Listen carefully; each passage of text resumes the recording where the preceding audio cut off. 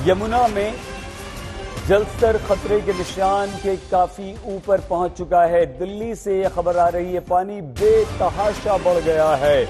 यमुना का जलस्तर 208 मीटर को पार कर गया है और 208.08 मीटर पर इस वक्त है। और हरियाणा के हथिनीकुंड बैराज से जो पानी छोड़ा गया है, ये उस पानी का परिणाम है कि लगातार दिल्ली में यमुना का जलस्तर बढ़ रहा है। पानी खतरे के निशान के ऊपर तो काफी पहले ही कर गया है और ये लगातार बढ़ता जा रहा है। लोगों को सुरक्षित स्थानों पर पहुंचा दिया गया है, लेकिन बहुत सारे लोग ऐसे भी हैं जिन पर बाढ़ का खतरा अभी मंडरा रहा है। यमुना नदी के किनारे रहने वाले निचले इलाकों में रहने वाले लोगों को दिल्ली के मुख्यमंत्री अरविंद केजरीवाल ने सावधान रहने को कहा है। एनडीआरएफ, एसडीआरएफ की 12 टीमें तैनात कर दी गई हैं। राहत और बचाव का काम चल रहा है, लेकिन यमुना में रिकॉर्ड तोड़ पानी है। नदी जबरदस्त उफान पर है और ये पानी लगातार बढ़ता जा रहा है। और सीधे दिल्ली यमुना नदी से हमारे साथ इस वक्त हमारी संवाददाता अनिशा माथुर जुड़ चुकी हैं। अनिशा, क्या स्थिति है, बताइए। शायद मैं इस वक्त रात के 11:30 बज रहे हैं और मैं इस वक्त हूँ ये आईटीओ के पास, जहाँ पे राजघाट से लेके आईटीओ तक जो सड़क जाती है उस पर मैं इस तरह समय चलती हुई आ रही हूँ। थोड़ा पीछे मैंने अपनी गाड़ी रोक दी है क्योंकि मैं आपको इस वक्त नजारा दिखाना चाहती हूँ कि आईटीओ यानी राजघाट से आईटीओ वाली रोड यानी कि school of planning and architecture के सामने और जो इंदिरा गांधी स्टेडियम है, इंदिरा गांधी वेलोड्रोम है, उसके सामने जो है बहुत सारा ही पानी भरा हुआ है। बुरी तरह यहाँ पर ट्रैफिक का जाम लगा हुआ है क्योंकि ये जो आप ट्रकें देख रहे हैं जी, ये जो राजघाट बाईपास है वहां से आ रही हैं और कुछ ही मीटर आगे जाकर ये जो साइडवॉक जो है वो वहां तक पूरा पानी डूबा हुआ है। मैं उस जगह से थोड़ा दूर आ गई हूँ अब, क्योंकि मुझे अपनी गाड़ी पार्क करने के लिए थोड़ी साफ सी जगह चाहिए थी, लेकिन सड़क के दोनों ही तरफ आईटीओ से लेकर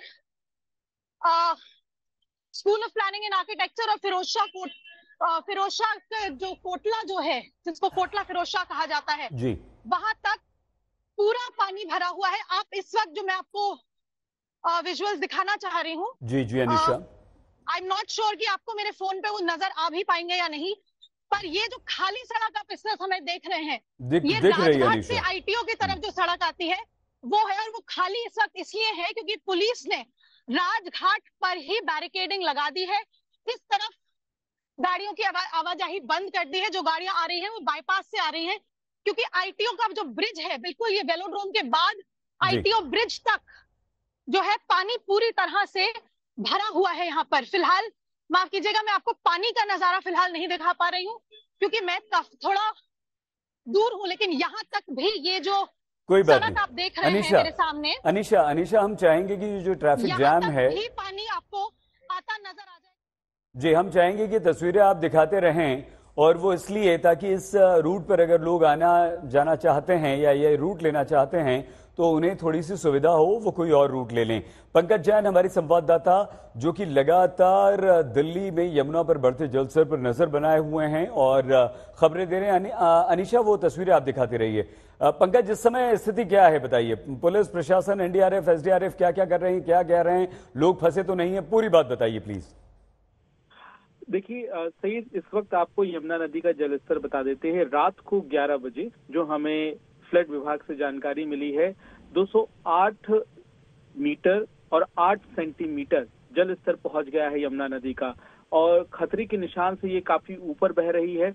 इसके बाद दूसरी बात आपको हम ये भी बता दें कि जिस तरह की बाढ़ की स्थिति बन गई है देश की राजधानी में यमुना नदी के किनारे, उसके लिए दिल्ली डिजास्टर मैनेजमेंट अथॉरिटी की एक बैठक बुलाई गई है। कल 12 बजे ये बैठक होगी और चर्चा होगी कि कहाँ कितनी जरूरत है, क्या क्या इंतजाम करने हैं और किन लोगों को किस तरह से रेस्क्यू करना है।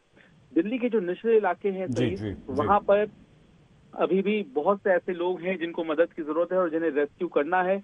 बहुत से ऐसे लोग हैं जो थोड़े जिद्दी भी हैं, जो अपने घरों को छोड़ने के लिए तैयार नहीं है, जिनके सामान अभी तक नहीं निकल पाए हैं। तो ऐसी स्थिति में अगर हम बात करें वजीराबाद के इलाके की और उसके आगे हम सिग्नेचर ब्रिज के आसपास आ जाएं और उसके बाद अगर हम मजनू के टीले और फिर मोनेस्ट्री, फिर कश्मीरी गेट और उसके बाद आगे बढ़ते हैं तो लोहे का पुल है, और फिर ईस्ट दिल्ली में यमुना नदी प्रवेश करती है। वहां पर गीता कॉलोनी, मयूर विहार और जो पुस्ता का इलाका है वहां पर पानी प्रवेश कर चुका है।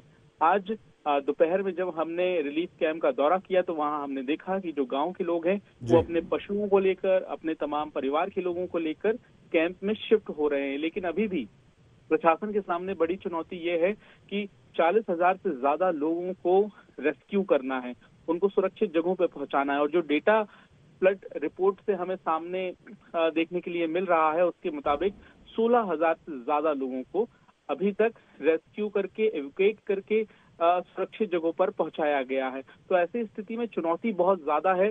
अब सबसे बड़ी बात यह है कि जो नदी से सटे हुए इलाके हैं वहां तो पानी जा ही रहा है। दो तस्वीरें जो अभी सामने आई हैं, पहली तस्वीर ये थी कि जो रिंग रोड का इलाका था सईद, वहां यमुना नदी नजदीक से ही गुजरती है। यमुना नदी का लेवल इतना ऊपर आ गया कि रिंग रोड में उसका पानी बाहर निकलने लगा।